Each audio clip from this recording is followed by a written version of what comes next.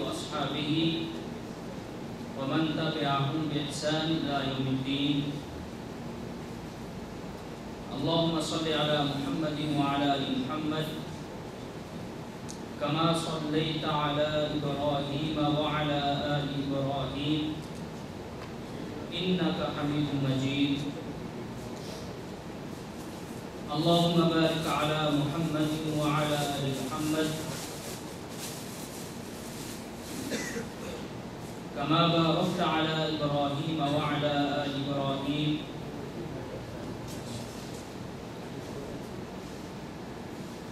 إنك حميد مجيد. رب اشرح لي صدري ويسر لي أمري واحلل عقدة من لساني يفقهوا قولي.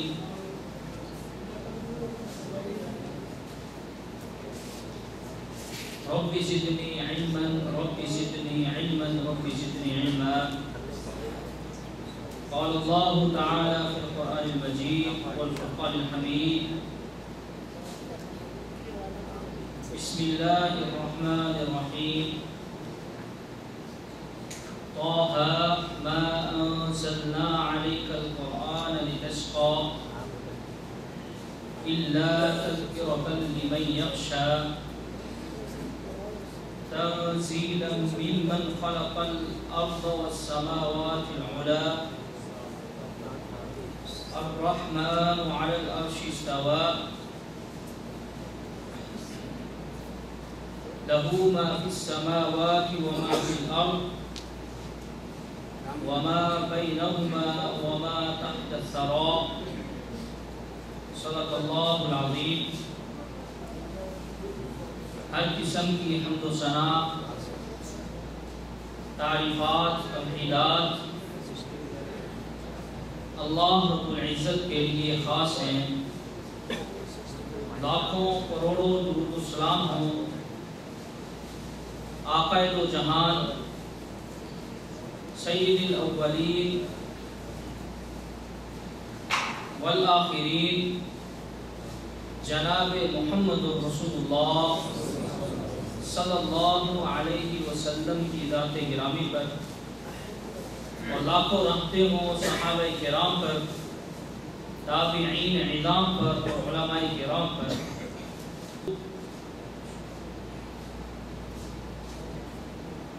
ان ایام کی مناسبت سے ہے، یہ ایام محرم الحرام کا مہینہ، اور ان ایام میں بہت عظیم ترین واقعات کا رونما ہونا،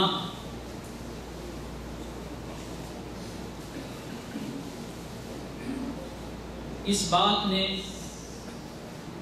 مجھے اس موضوع کے انتخاب پر ابھارا کہ ان ایام میں بعض بھٹکے ہوئے لوگ، بعض سیدھے راستے سے ہٹے ہوئے لوگ اللہ کے رسول محمد رسول اللہ صلی اللہ علیہ وسلم کہ ان ساتھیوں پہ تبرہ کرتے ہیں، انہیں برا بھلا کہتے ہیں، ان پہ خیانت کا الزام لگاتے ہیں، ان پہ خاص طور پہ ان ایام میں ان پر الزامات کی بچھاڑ کر دی جاتی ہے. حالانکہ یہ وہ اشخاص اور وہ لوگ تھے کہ جن کی محنتوں کی وجہ سے، جن کی کوششوں کی وجہ سے، جن کے یقین کی وجہ سے اور جن کے پختہ ارادے کی وجہ سے اسلام ہم تک پہنچا اور اسلام کی سچائی اور اسلام کے حقانیت ان لوگوں نے اس کو محفوظ کیا، اور آج 1400 سال گزرنے کے باوجود، 14 صدیاں گزرنے کے باوجود وہ اسلام ہم تک ویسے ہی پہنچا ہے جیسے وہ رسول اللہ پہ اللہ نے اتارا تھا۔ اگر محمد رسول اللہ صلی اللہ علیہ وسلم کو ایسے صحابہ، ایسے ساتھی اور دوست، ایسے جانثار اگر آپ کو نہ ملتے تو یہ اسلام چند صدیوں تک ختم ہو جانا تھا۔ اس کی نظیر اور اس کی مثال گزشتہ ادیانوں سے ملتی ہے کہ اگر انبیاء کو، اگر رسل کو اچھے ساتھی اور صحابہ میسر نہیں ہوئے، اچھے حواری نہیں ملے، اچھے ماننے والے نہیں ملے، پختہ ایمان والے نہیں ملے، 1-2 صدیوں تک اس مذہب کا اصل چہرہ ہی مذہب ہو کے رہ گیا۔ لیکن اس دین کو قائم کرنے والے، اس دین کو بچانے والے، اس دین کو آگے پہنچانے والے اور روایت کرنے میں احتیاط برتنے والے اور احادیث کو زبانی یاد کرنے والے، انہوں نے اس دین کو بچانے کے لیے، اس دین کی حفاظت کے لیے اپنی جانوں کو قربان کیا، اپنے مالوں کو قربان کیا، اپنے علاقے کو قربان کیا، حتیٰ کہ سب کچھ چھوڑ کے دوسرے علاقے میں ہجرت کر کے چلے۔ ان ایام میں خصوصی طور پہ اسلام کے دوسرے خلیفہ امیر المؤمنین سیدنا عمر رضی اللہ تعالی عنہ، ان کی ذات پہ،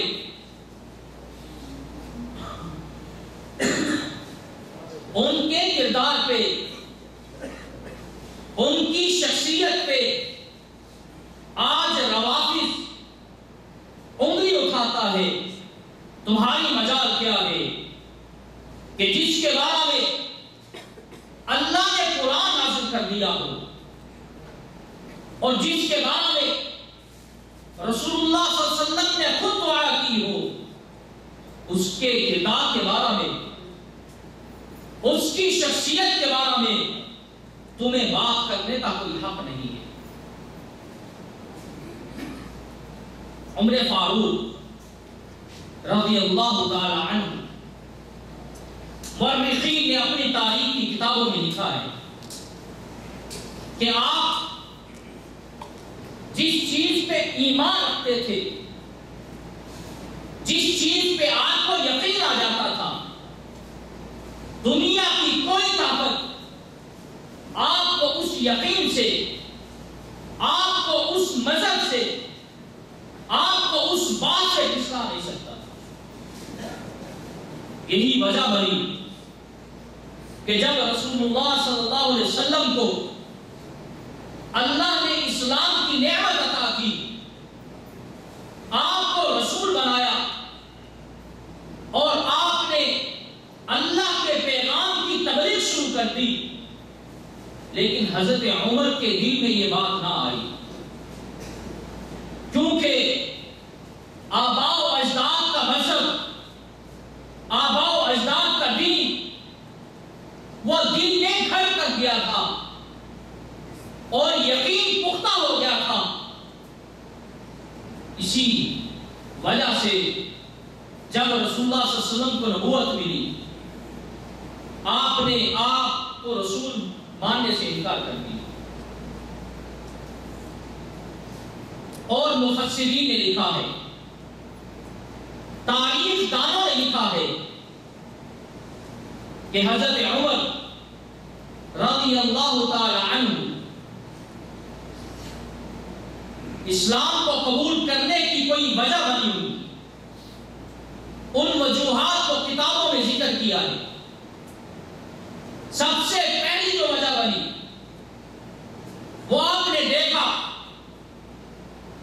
اس رسول کو ماننے والے وہ اکثریت غربا کی ہے، وہ نہ کسی سے ڈرتے ہیں، نہ کسی سے وہ خوف کھاتے ہیں۔ انہیں ہم نے اجازتیں دی ہیں، ہم نے انہیں سزائیں دی ہیں، ہم نے ان کا مال بھی چھینا ہے، لیکن یہ اس مذہب کو چھوڑنے کے لیے تیار نہیں۔ یہ بہادری دیکھی، یہ شجاعت دیکھی، یہ ان میں جذبہ دیکھا، یہ ان میں ایمان کی قوت دیکھی، تو آپ ان کی قوت کے قائل ہو گئے۔ سیرت کی کتاب میں لکھا ہے کہ ام عبداللہ بنت حنثمہ جب ہجرت کے لیے اپنا سامان تیار کر رہی تھی، عمر نے پوچھا کہ کہاں کا ارادہ ہے؟ کہا کہ مجھے آپ کے وہ مظالم یاد آ جاتے ہیں، آپ کی وہ سزائیں مجھے یاد آ جاتی ہیں، جو سزائیں آپ نے ہمیں دی ہیں۔ اب میرا دل نہیں چاہتا ہے میں یہاں پہ رہوں، اب میں اللہ کے حکم سے اللہ کی دوسری زمین پہ جا رہی ہوں۔ حضرت عمر رضی اللہ تعالی عنہ نے یہ بات سنی، دل تھم سا گیا، اور ام عبداللہ سے کہتے ہیں کہ اگر جو تمہارا نیک ارادہ ہے جاؤ، پھر اللہ تیرے نیک اس ارادے کو قبول کرے۔ اسی طرح ایک اور واقعہ جو آپ کے اسلام لانے کا سبب بنا، حضرت عمر کے بارے میں آپ کے بیٹے عبداللہ فرماتے ہیں کہ جب آپ کوئی گمان کیا کرتے تھے تو وہ واقعہ اسی طرح ہو جایا کرتا تھا۔ ایک مرتبہ حضرت عمر بیٹھے ہیں، سامنے سے ایک خوبصورت انسان گزرتا ہے، آپ نے دیکھا، کہا، دل میں گمان کیا کہ یہ شخص زمانہ جاہلیت میں کاہن ہوتا ہے، یہ شخص زمانہ جاہلیت میں جادوگر ہوتا ہوگا۔ اس شخص کو بلایا اور کہا کہ میرے دل میں یہ بات آئی، کیا تو زمانہ جاہلیت میں واقعتاً کاہن اور جادوگر تھا؟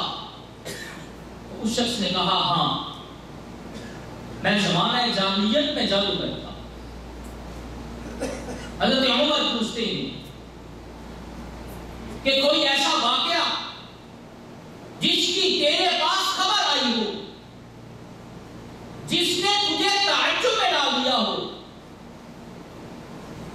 وہ شخص کہنے لگا، ایک مرتبہ میں بازار میں تھا، میرے پاس ایک جھننی روتی ہوئی آئی، گھبرا کر مجھے کہنے لگی، کیا آپ نے دیکھا نہیں ہے کہ جن جنوں کو آپ آسمان پہ بھیجتے ہیں وہ مایوس اور ڈرے ہوئے چہرے لے کے جب زمین پہ آتے ہیں اور اونٹنیوں کے ساتھ چمٹ جاتے ہیں اور ان کے پلانوں کے ساتھ چمٹ جاتے ہیں، کیا آپ نے اس وقت جنوں کے چہروں کو نہیں دیکھا؟ عمر کہتے ہیں کہ میرے دل میں یہ بات آئی کہ جب سے محمد کو اللہ نے رسول بنایا ہے صلی اللہ علیہ وسلم، تبھی سے اللہ نے آسمان پہ فرشتوں کو دربان کھڑا کیا ہے، جن اور شیاطین اوپر نہیں جا سکتے۔ یہ بھی شخص اسی کی تحقیق کر رہا ہے، یہ بھی اسی کی تصدیق کر رہا ہے۔ مفسرین نے لکھا ہے کہ حضرت عمر کے دل میں یہ بات آئی کہ واقعی یہ بات سچی ہے۔ آپ نے دیکھا کہ قریش کی عورتیں علاقہ چھوڑ کے جا رہی، پلے میں کچھ ہو تو انسان قربانی میں لیتا،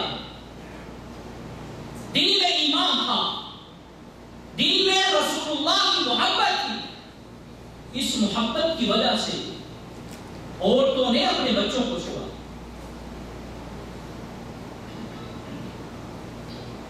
مردوں نے اپنے اہل و عیال کو چھوڑا. کس لیے؟ صرف اس لیے کہ رسول اللہ صلی اللہ علیہ وسلم کی محبت دل میں ہے اور اسلام کا جذبہ دل میں ہے. یہ ہمیں نماز نہیں پڑھنے دیتے، یہ ہمیں دین پہ عمل نہیں کرنے دیتے. دین پہ عمل کرنے کے لیے اپنے علاقے کو چھوڑ دیں. اس علاقے جو قبیلے کا علاقہ ہے، خاندان کا علاقہ ہے، دنیا کی منفعت کے لیے نہیں بلکہ اللہ اور اس کے رسول کے لیے.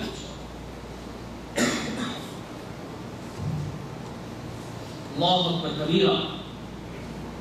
حضرت عمر جلیل القدر صحابی، مضبوط جسم رکھنے والے صحابی، بڑے قد کے مالک اور انتہائی طاقتور انسان، ایک مجلس میں بیٹھے ہوئے.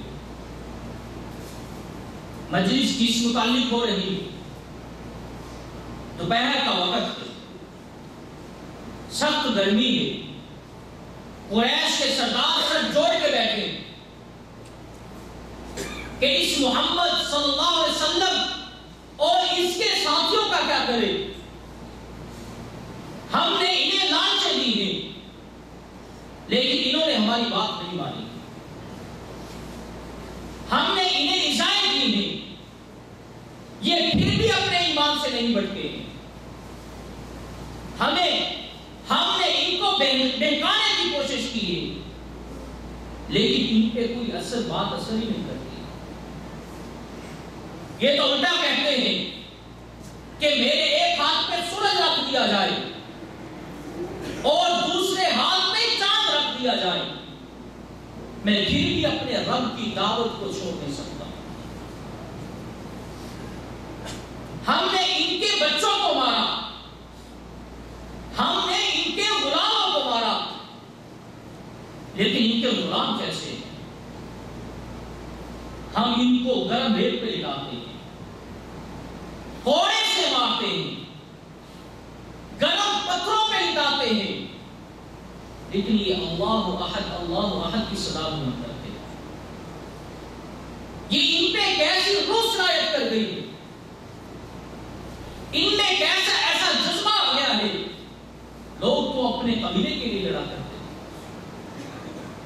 لوگ تو اپنی شان و شوکت کے لیے لڑا کرتے تھے، لیکن ان کے اندر کیسی روح ہے، کیسا جذبہ ایمانی ہے کہ ان کے ایمان کو کوئی چیز کم نہیں کر سکتی، بلکہ ایمان ان کا بڑھتا جاتا ہے.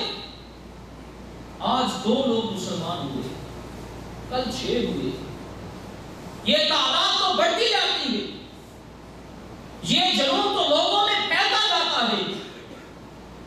اس کا ہم نے قلع خما کیسے کرنا ہے؟ ہم نے اس کا تدارک کیسے کرنا ہے؟ قریش کے سردار سر جوڑ کے بیٹھے. فیصلہ یہ ہوا کہ محمد رسول اللہ صلی اللہ علیہ وسلم اور اس کے ساتھیوں کو قتل کر دیا جائے. اب یہ کام کرے گا تو بلی کی گالے گھنٹی کون باندھے گا؟ عمر نے کہا کہ یہ کام میں کروں گا. کہا ٹھیک ہے، آپ جائیے اور ان کو قتل کر دیجیے، آپ کے انعام ہے. مفسرین نے لکھا ہے 100 اونٹوں کا انعام رکھا ہے، اور عرب کے ہاں 100 اونٹوں کی بہت بڑی قیمت اور منزلت ہے. حضرت عمر کھڑے ہوئے، دوپہر کا وقت، چلچلاتی دھوپ میں اپنے آباء و اجداد کے دین کو بچانے کے لیے اور محمد اور اس کے ساتھیوں کو ختم کرنے کے لیے آپ کے دل میں یہ ارادہ ہے، لیکن اللہ کا کچھ اور ہی فیصلہ ہے، اللہ کا عمل کچھ اور ہی ہے. میٹنگ سے نکلے، مجلس سے نکلے، راستے میں ایک شخص نعیم بن عبداللہ رضی اللہ تعالی عنہ ملاقات ہوئی. کہا عمر کہاں کا ارادہ رکھتے ہو؟ کہا میں ان لوگوں کو ختم کرنے جا رہا ہوں جن لوگوں نے ہمارے آباء و اجداد کے دین کو خراب کر دیا ہے. حضرت نعیم فرمانے لگے کہ عمر یہ کیا کرنے جا رہے ہو؟ تم بنو عدی کو بکھیرنا چاہتے ہو؟ محمد صلی اللہ علیہ وسلم وہ بنو عبد المناف کے ساتھ تعلق رکھتے ہیں. اگر تم انہیں کچھ کرو گے تو کیا بنو عبد المناف تمہیں زمین پہ ایسے زندہ چلتا چھوڑ دیں گے؟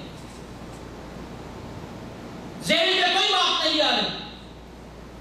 دین نے جو ارادہ کر لیا اسی میں ڈٹ گئے. حضرت نعیم بہانے کرنے لگے. عمر فرماتے ہیں نعیم کیا تو بھی سالی تو نہیں ہو گیا؟ یعنی تو بھی ہمارے دین سے پھر تو نہیں گیا ہے؟ کہا ہاں میں نے تیرے آباء و اجداد کے دین کو چھوڑ دیا. اور تجھے تعجب کی بات بتاؤ کہ تیرے خاندان والوں نے بھی تیرے دین کو چھوڑ دیا. حضرت عمر نے یہ بات سنی.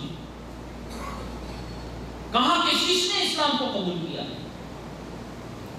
کہا تیری بہن فاطمہ نے، تیرے بہنوئی سعید نے اور تیرے چچیرے بھائیوں نے اسلام قبول کر لیا. حضرت عمر کہتے ہیں کہ میں نے کہا ان کی خبر بعد میں لیتا ہوں، پہلے ان کی خبر لیتا ہوں. گھر گئے، دروازے پہ جا کے دستک دی. اندر سے آواز آ رہی. بہن کھڑی ہوئی اور دروازہ کھولا. دیکھا کہ بھائی بہت غصے میں. پوچھا بہن فاطمہ سے ابھی تم کیا پڑھ رہے تھے؟ کہا کہ ہم آپس میں سرگوشی کر رہے ہیں.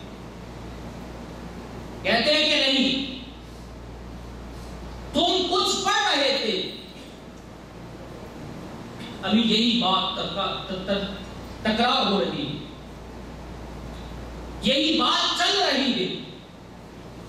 آپ کے بہنوئی سعید جو چھپے ہوئے تھے وہ باہر آیا. عمر نے پوچھا کہ بتاؤ کہ تم نے اسلام قبول کر لیا ہے،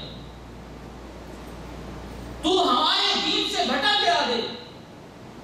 حضرت سعید فرمانے لگے ہاں میں نے سچے دین کو قبول کر لیا. میں نے تیرے آباء و اجداد کے دین کو چھوڑ دیا ہے. حضرت عمر کو بہت غصہ. لڑائی شروع ہو. طاقتور تھے، بہنوئی کو بچھاڑ دیا، زمین پہ لٹا دیا، سینے پہ چڑھ گئے اور ان کو مار رہے. بہن بھاگی آئی، بھائی کو آ کے جھٹکا دیا. بھائی نے ایک تھپڑ نصیب کیا. بہن فاطمہ کے چہرے پہ جب وہ تھپڑ لگا تو خون جاری ہو گیا. بہن کی آنکھوں سے خوف اور ڈر جاتا رہا. کہا اللہ کے دشمن تو مجھے اس لیے مارتا ہے کیونکہ میں اللہ کی وحدانیت کا اقرار کرتی ہوں، اللہ کو ایک جانتی ہوں. کیا تو اس وجہ سے مجھے مار دے گا؟ کہا ہاں میں تجھے مار دوں گا. بہن کہنے لگی کہ اگر تم مجھے اس وجہ سے مارنا چاہتا ہے تو پھر میری گردن حاضر ہے. اشہد اللہ الہ الا اللہ و اشہد ان محمد رسول اللہ. کلمہ بھائی کے سامنے پڑھ دیا. قریش کے سرداروں میں سے پڑھے لکھے قد آور انسان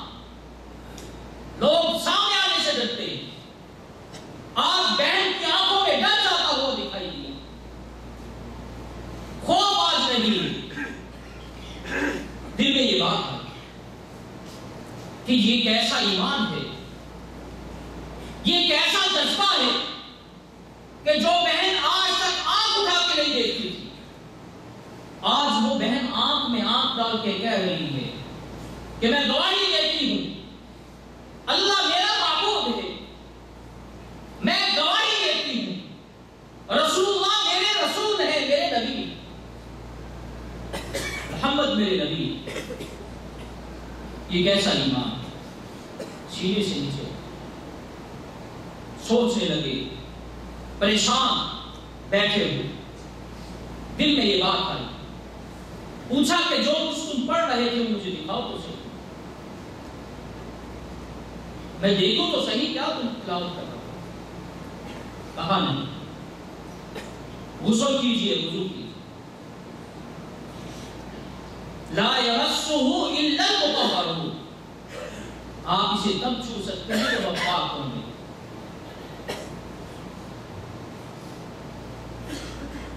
غسل کیا،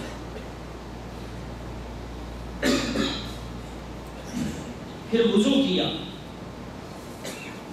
مصحف کو سامنے لانے سے ڈر رہی، عمر کہتے ہیں بہنا ڈرنا مت، یہ میرے پاس امانت ہے، اسے میں دوبارہ واپس کر دوں گا، اس میں خیانت نہیں کروں گا۔ مصحف پکڑا دیا، حضرت عمر پڑھتے ہیں سورۃ طٰہٰ، ما انزلنا علیک القرآن لتشقى، کہ اے نبی ہم نے آپ پہ یہ قرآن اس لیے نہیں اتارا ہے، ہم نے یہ وحی آپ پہ اس لیے نازل نہیں کی ہے لتشقى، کہ آپ مشکل میں پڑ جائیں، آپ زحمت اٹھائیں، الا تذکرۃ لمن یخشی، ہم نے قرآن تو ان لوگوں کے لیے نازل کیا ہے کہ جن کے دل اللہ سے ڈر جاتے ہیں، تنزیلا ممن خلق الارض والسماوات العلی، اور یہ تو اس رب کی طرف سے نازل ہوا ہے کہ جس نے زمین و آسمان کو بنایا ہے، الرحمن علی العرش استوى، اور رحمان تو عرش پہ چلا گیا، لہ ما فی السماوات وما فی الارض وما بینہما وما تحت الثری، یہ قرآن تو اس کی طرف سے نازل ہوا ہے کہ جس نے زمین و آسمان کے درمیان چیزوں کو بنایا، جس نے ستاروں کو بنایا۔ حضرت عمر کہتے ہیں میں جب سورۃ طٰہٰ کی یہ آیتیں پڑھ رہا، میرے دل میں یہ بات آئی کہ یہ کلام اور اس کے معنی و مفاہیم یہ تو حق اور سچ پہ دلالت کرتے ہیں۔ پوچھا بہن سے، فاطمہ بتاؤ تمہارے ساتھی محمد کہاں ہے صلی اللہ علیہ وسلم؟ کہا میں آپ کو نہیں بتاؤں، کہا میں ان سے ملنا چاہتا ہوں، میں اسے انہیں کوئی نقصان نہیں پہنچاؤں۔ بہن نے بتایا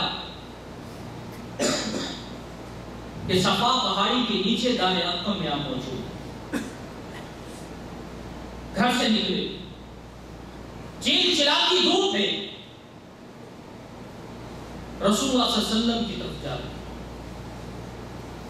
جا کے دروازہ کھٹکایا، اندر صحابہ موجود، عمر نے آواز لگائی دروازہ کھولو، صحابہ ڈر گئے۔ حضرت حمزہ نے پوچھا ڈرتے کیوں ہو؟ اگر آج عمر نیک نیت لے کے آیا تو اسلام قبول کرے گا، اور اگر اس کا ارادہ کچھ اور ہے تو پھر اس سے نمٹنا ہمارے لیے آسان ہو جائے گا۔ حضرت خباب کہتے ہیں کہ جب میں نے حضرت عمر کو دروازے پہ دستک دیتے ہوئے دیکھا تو مجھے رسول اللہ صلی اللہ علیہ وسلم کی وہ دعا یاد آ گئی جو آپ نے سوموار والے دن اللہ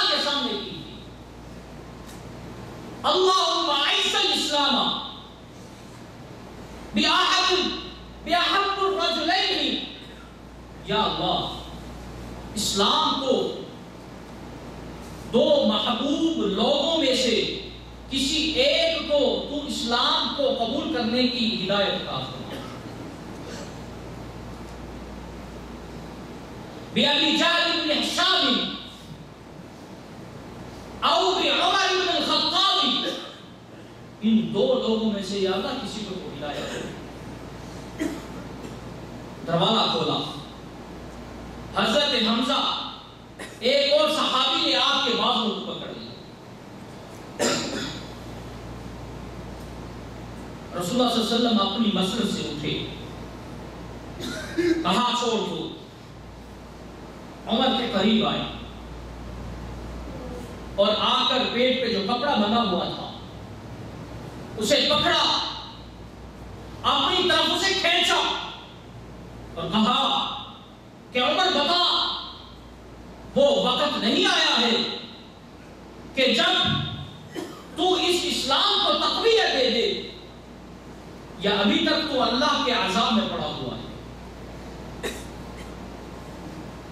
کہا محمد صلی اللہ علیہ وسلم میں آپ سے لڑنے نہیں آیا، میں تو آپ کا غلام بننے آیا ہوں، مجھے کلمہ پڑھائیے۔ رسول اللہ صلی اللہ علیہ وسلم نے کلمہ پڑھایا، صحابہ نے خوشی کی وجہ سے زور سے نعرہ تکبیر بلند کیا، اور دوسری طرف قریش کے سردار جو انتظار کر رہے تھے، امید لگائے بیٹھے تھے کہ اس اسلام کے چراغ کو بجھا دیا جائے، اب اسلام کا نام لینے والا کوئی نہیں ہوگا۔ اللہ اکبر کی آواز کو سنتے ہیں، ایک دوسرے سے چین گویاں کرتے ہیں، کہتے ہیں دو باتیں ہیں، یا تو عمر پہ وہ غلبہ پا گئے ہیں، یا پھر عمر نے اسلام قبول کر لیا ہے۔ آج اس عمر کے بارے میں تبرہ کرتے ہیں، آج ان کی ذات کے بارے میں شک کرتے ہو، ان کی دیانت کے بارے میں اپنی زبانوں کو بے لگام کرتے ہو۔ کون سا عمر؟ جس کی رائے کے مطابق اللہ قرآن نازل کرتا ہے، جس کی رائے، جس کا خیال، جس کا مشورہ قرآن مجید کے ساتھ مطابقت رکھتا ہے۔ اللہ اکبر کبیرہ۔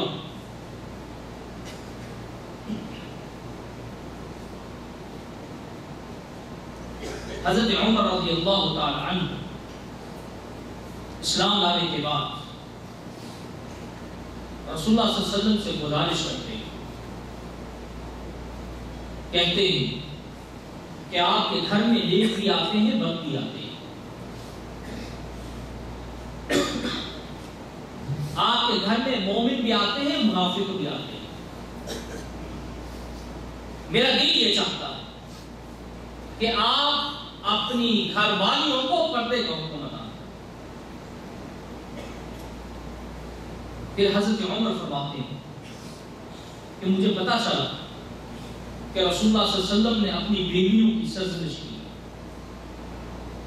میں آپ کی بیویوں سے پاس گیا اور میں نے جا کے انہیں کہا کہ جو رسول اللہ صلی اللہ علیہ وسلم نے تمہیں حکم دیا ہے اس کی تکمیل کرنا، اگر تکمیل نہیں کرو گے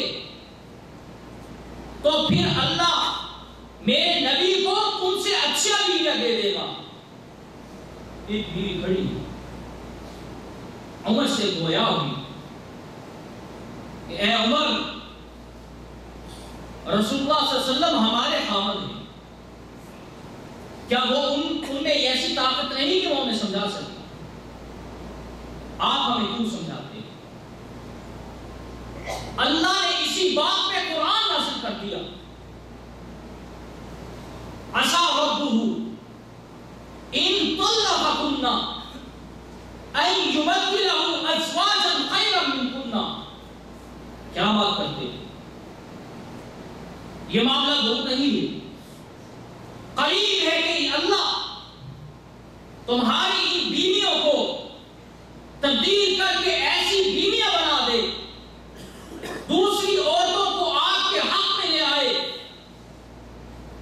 قانتات عابدات سائحات سجیبات وابکارا، وہ تم سے زیادہ نمازیں پڑھنے والی، وہ تم سے زیادہ عبادت گزار، وہ تم سے زیادہ رسول اللہ کی فرما بردار ہو، وہ تم سے زیادہ سائحات روزے رکھنے والی، سجیبات وابکارا، خواہ وہ بیوہ ہو خواہ وہ کماری ہو، اللہ کے لیے یہ بہت زیادہ آسان ہے۔ اور جس کے ساتھ قرآن موافقت کرتا ہو، جس کی رائے کے مطابق قرآن نازل ہوتا ہو، اس کی عظمت کے کیا کہیں،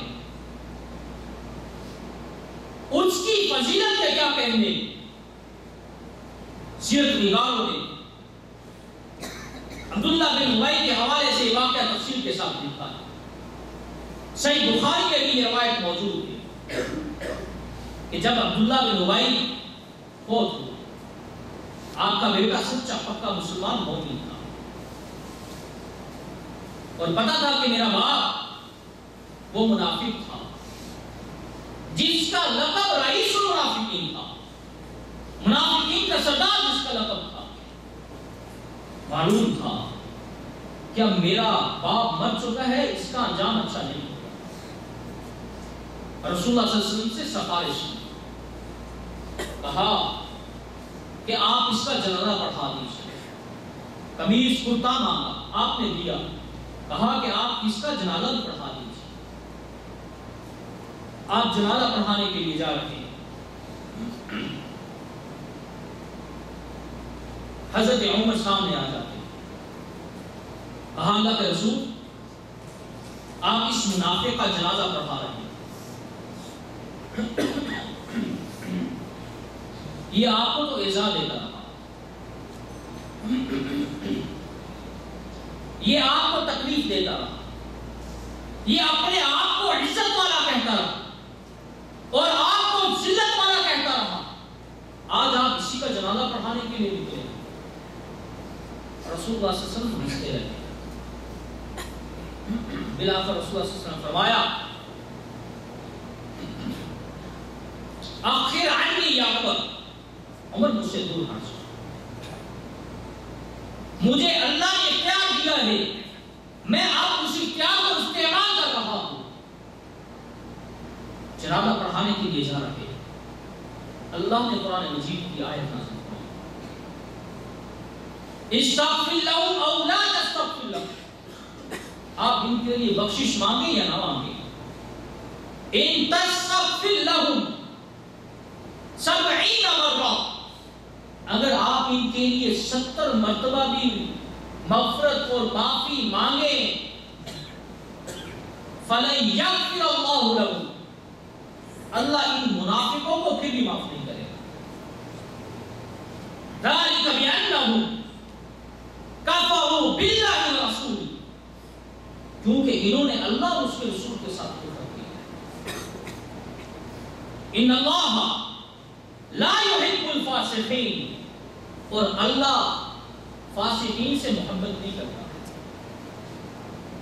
حضرت عمر کہتے ہیں آپ جب جنازہ پڑھ کے واپس لوٹ پڑتے میں دل میں اپنے آپ کو یہ بات کہہ رہا تھا کہ عمر آج تم نے بہت تجاوز کر دی، آج تم نے بہت حجت قائم کی، آج تم نے رسول کے سامنے بہت کچھ کہا، تم نے غلط کیا ہے۔ کہتے ابھی میں یہ سوچ رہا تھا، رسول اللہ صلی اللہ علیہ وسلم نے یہ تلاوت فرمائی، کہا کہ اللہ نے ابھی ابھی جبریل کو بھیجا ہے، وَلَا تُصَلِّ عَلَىٰ أَحَدٍ مِّنْهُمْ، اے نبی آج کے بعد یہ بات یاد رکھ لیجیے کہ ان میں سے کوئی مر جائے، مات آبدن، منافقین میں سے کوئی مر جائے، آپ نے اس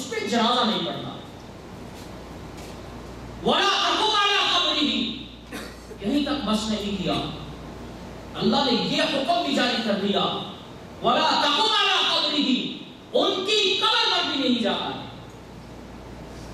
اور کس عمل کی بات کرتے ہیں؟ اللہ اکبر کبیرہ، جس کے مشورے کے اوپر اجازت کے احکام کو اللہ رب العزت نازل کرتا ہے۔ دوپہر کا وقت ہے اور رسول اللہ صلی اللہ علیہ وسلم نے ایک بچے کو، انصاری بچے کو بھیجا، جا کے عمر کو بلا کے، حضرت عمر کو بلانے جا رہا ہے بچہ۔ دوپہر کا وقت ہے، جب انسان سوتا ہے تو اس کا کپڑا اونچا نیچا ہو جاتا ہے۔ دیکھا کہ وہ بچہ بلانے کے لیے آیا ہے، کپڑا جسم سے ذرا ہٹا ہوا ہے، اپنے ہاتھوں کو اللہ کی طرف بلند کیا، یا اللہ ہم پہ سونے کے وقت لوگوں کا آنا حرام قرار دے دے، یعنی جب ہم سو رہے ہوں کسی مہمان کو توفیق نہ دے کہ وہ ہمارے گھر میں آئے، اللہ یہ کہ وہ اجازت لے کے آئے۔ اللہ رب العزت نے قرآن نازل کر دیا، کہا کہ جب فجر سے پہلے تم کسی کے گھر میں جانا ہو تو پھر اجازت لیتے جاؤ، ظہر کے بعد کسی سے ملنا ہو تو پھر اجازت لے کے جاؤ، عشاء کے بعد کسی کے گھر میں جانا ہو تو فرمایا کہ پوچھ کے جاؤ، اپائنٹمنٹ لے کے جاؤ۔ عمر امیر المومنین، مومنین کے امیر، اللہ اکبر کبیرہ، شراب کے حوالے سے انما الخمر والمیسر یسألونک عن الخمر والمیسر، جب صحابہ نے سوال کیا شراب کے بارے میں، شراب کا حکم کیا ہے، آپ کو پتہ چلا کہ صحابہ نے یہ سوال کیا، فرمایا اللہم بین لنا فی الخمر بیانا شافیا، یا اللہ اس شراب کے بارے میں واضح حکم نازل فرما۔ اللہ نے عمر کے کہنے میں پھر نہ آیت نازل کی، یا ایھا الذین آمنوا لا تقربوا الصلاۃ وانتم سکارى، اور پھر بھی جب تسلی نہ ہوئی اللہ نے شراب کو کلی طور پہ حرام کرا دیا۔ هل انتم منتهون، عمر سے پوچھا اللہ کے رسول نے اب خوش ہو، اب تمہارے کہنے پہ اللہ نے اس کو حرام قرار دے دیا، اور وہ بدر کا واقعہ میں کیسے بھول سکتا ہوں؟ بدر میں مشرکین کے قیدیوں کو پکڑ لیا، ابوبکر، عثمان، علی، عمر رضوان اللہ اجمعین موجود تھے، اور رسول اللہ صلی اللہ علیہ وسلم نے پوچھا، ساتھیوں سے مشورہ کیا کہ بتاؤ ان کا کیا کرنا ہے۔ جب حضرت عمر رضی اللہ تعالیٰ عنہ کی باری آئی، آپ نے فرمایا فلاں رشتہ دار کو میرے حوالے کر دو، عقیل کو علی کے حوالے کر دو، حمزہ کے اس کا فلاں رشتہ دار حوالے کر دو، ہم ان لوگوں کی گردنیں اپنی تلواروں سے کاٹنا چاہتے ہیں تاکہ اللہ پہ اور مشرکین مکہ پہ یہ بات واضح اور عیاں ہو جائے کہ مشرکین کے بارے میں ہمارے دل میں کوئی قدر و منزلت نہیں ہے، کوئی رعایت نہیں ہے۔ رسول اللہ صلی اللہ علیہ وسلم نے یہ بات سنی، باقی صحابہ سے مشورہ کیا، باقی صحابہ کے مشورے کے اوپر آپ نے کہا کہ ٹھیک ہے ہم فدیہ لیتے ہیں، مجلس برخاست ہو۔ علی صبح دوسرے دن حضرت عمر رسول اللہ صلی اللہ علیہ وسلم کے حضور تشریف، آپ اپنے ساتھی اس امت کے صدیق حضرت ابوبکر کے ساتھ بیٹھے، دیکھا کہ دونوں ساتھی رو رہے ہیں، پوچھا کہ آپ کیوں روتے ہیں، کیا سبب ہے؟ کہا عمر کل جو میں نے فیصلہ کیا ہے اللہ نے اس کے بارے میں آیت کو نازل کر دیا۔ کیا کہا اللہ نے؟ تُرِيدُونَ عَرَضَ الدُّنْيَا، تم دنیا کا مال چاہتے ہو،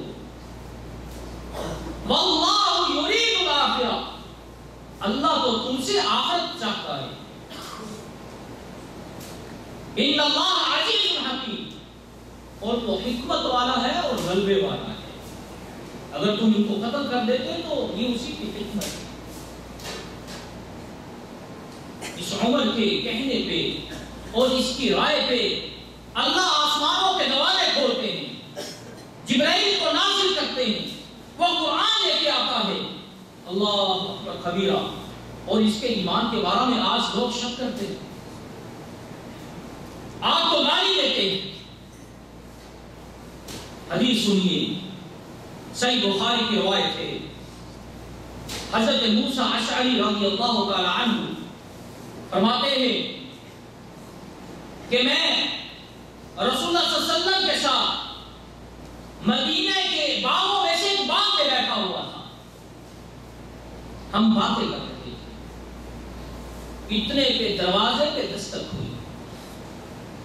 رسول اللہ صلی اللہ علیہ وسلم نے مجھے حکم دیا، افتح له وابشره بالجنہ وبشره بالجنہ، کہ جاؤ جا کے دروازہ کھولو. تو جب دروازہ کھولو گے جو بھی ہوگا اسے جنت کی بشارت دے دینا. حضرت موسیٰ کہتے ہیں میں نے دروازہ کھولا، دیکھا تو ابو بکر صدیق تھے رضی اللہ تعالی عنہ.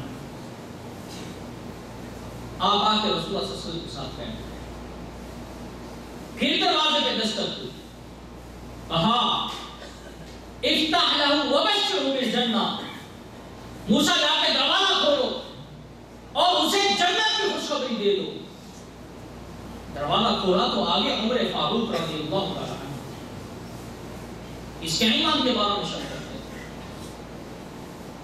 اس کے ایمان کے بارے میں، اس کی ذات کے بارے میں جس کے بارے میں آپ نے خواب دیکھا تھا، اور نبی کا خواب سچا ہوتا ہے.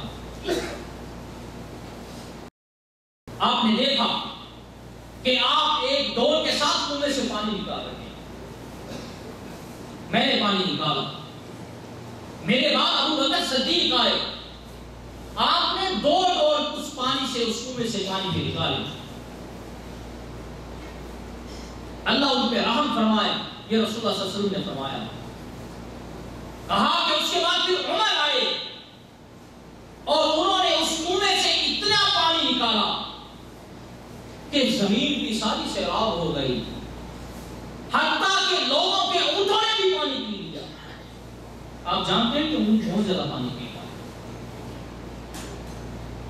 یہ پیش ہوئی رسول اللہ صلی اللہ علیہ وسلم کی سچ ثابت ہوئی.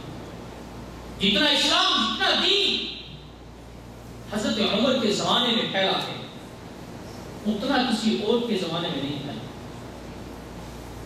مسلمانوں نے اسلام کا جھنڈا بہت سارے ملکوں میں لگایا، اس میں مصر بھی شامل ہے، لیبیا بحرین بھی شامل ہے، شام بھی شامل ہے، یمن بھی شامل ہے. حضرت عمر کے دور میں یہ ساری فتوحات. اللہ اکبر کبیرہ. اور جس کی غیرت کے بارے میں آج تم زبانوں کو بے لگام کرتے. صحیح بخاری کی روایت ہے، رسول اللہ صلی اللہ علیہ وسلم فرماتے ہیں کہ جب مجھے اسراء کروائی گئی، معراج کروائی گئی، میں نے دیکھا کہ ایک بہت خوبصورت محل ہے اور اس محل کے ایک کونے میں ایک عورت وضو کر رہی ہے. میں نے جبرائیل سے پوچھا کہ یہ اتنا خوبصورت محل کس شخص کا ہے؟ حضرت جبرائیل کہنے لگے یہ عمر فاروق رضی اللہ تعالی عنہ. کہا عمر، وہ محل اتنا خوبصورت تھا کہ میرا دل چاہا کہ میں اس محل کے اندر جاؤں اور اس محل کو جا کے دیکھوں. لیکن عمر، مجھے تیری غیرت یاد آ گئی کہ تو اتنا غیرت مند ہے، اس لیے میں تیرے محل میں داخل نہیں. حضرت عمر سن کے ہی رو دیے. اللہ کے رسول، کیا میں آپ پہ غیرت کھاؤں گا؟ فداک ابی و امی، آپ پہ میرے ماں باپ قربان ہو جائیں. یہ آپ نے گمان کیسے کر لیا ہے؟ آپ تو اللہ کے رسول ہیں. اللہ اکبر کبیرہ. آج یہ جو ایام چل رہے ہیں خصوصی طور پر ان ایام میں حضرت عمر رضی اللہ تعالی عنہ کی شخصیت کو تبرہ کیا. اور کہتے ہیں کہ جب ہم رسول اللہ صلی اللہ علیہ وسلم کی زیارت کرنے کے لیے جاتے ہیں روزے کی، تو ہم باب عمر سے نہیں گزرتے. اس نے کیا خوب کہا ہے کہ شیطان عمر کے راستے سے نہیں گزرتا ہے، تم بھی اس دروازے سے نہیں گزرتے. حضرت عمر ایک مرتبہ رسول اللہ صلی اللہ علیہ وسلم کے پاس آئے. گھر میں عورتوں کی آواز آ رہی ہے. آ کے سلام کیا، السلام علیکم. اللہ کے رسول میں اندر داخل ہونے کی اجازت چاہتا.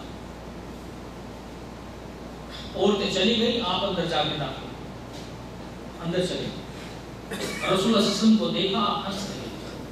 فرمایا اللہ کے رسول، اللہ آپ کو ہنستا رکھے، کیا ماجرا ہے، کیوں ہنس رہی ہیں؟ فرمایا کہ عمر دیکھو، تم نہیں تھے، یہ عورتیں اونچی آواز میں بات کر رہی ہیں. تم آئے ہو، تمہاری ہیبت کی وجہ سے یہ ڈر کے چلی گئی. حضرت عمر اپنی جگہ سے کھڑے ہوئے، عورتوں کو مخاطب ہو کے کہا کہ جس سے زیادہ ڈرنے کا حق ہے اسے ڈرتے نہیں ہو، اور مجھ سے تم ڈرتی ہو. خوب ڈانٹا. ڈانٹ کے جب واپس آئے، رسول اللہ صلی اللہ علیہ وسلم فرمایا یا ابن خطاب، اے ابن خطاب کے بیٹے، تم نے بہت خوب کیا ہے. اور فرمایا کہ جس راستے سے عمر گزر رہے ہو، شیطان بھی اس راستے کو چھوڑ دیتا ہے. شیطان اس راستے سے نہیں جاتا. آپ کا دبدبا اتنا ہے. والذی نفس بیدہ، اللہ کی قسم اٹھا کے کہا کہ عمر جس راستے سے تم گزرتے ہو، جس راستے سے تمہاری خوشبو شیطان پاتا ہے، وہ راستہ ہی چھوڑ کے چلا جاتا ہے. ایک اور روایت میں آتا ہے رسول اللہ صلی اللہ علیہ وسلم نے فرمایا ان الشیطان لا یلقا عمر، کہ شیطان عمر سے کبھی نہیں ملا. منذ اسلم، جب سے آپ اسلام لائے ہیں، شیطان کبھی آپ کے دل میں وسوسہ نہیں لا سکتا. الا فقر لوجہہ، لیکن جب ملتا ہے چہرہ گھما کے بھاگ جاتا ہے. جس عمر کے پاس شیطان ہی نہ آتا، اس کی ہیبت سے، اس کی قوت سے، ایمان کی قوت، جذبے سے وہ ڈر کے بھاگ جاتا ہو. شیطان کی اس کے پاس جگہ نہ ہو اس شخص کے ایمان کے بارے میں اور جذبہ کے بارے میں شک و شبہ کرنا، یہ انسان کو اہل سنت والجماعت کے عقیدے سے ہٹا دیتا ہے. انہی بات پہ میں اپنی گفتگو کو ختم کرتا ہوں. اللہ رب العزت سے دعا ہے کہ اللہ رب العزت ہمیں صحابہ کا دفاع کرنے کی توفیق عطا فرمائے، اور صحابہ کی عظمت دلوں میں بٹھانے کی توفیق عطا فرمائے، اور اللہ رب العزت صحابہ پہ کروڑوں رحمتیں نازل فرمائے اور ان کو اپنی جنت میں جگہ عطا فرمائے. وآخر دعوانا الحمدللہ رب العالمین. أشهد أن لا إله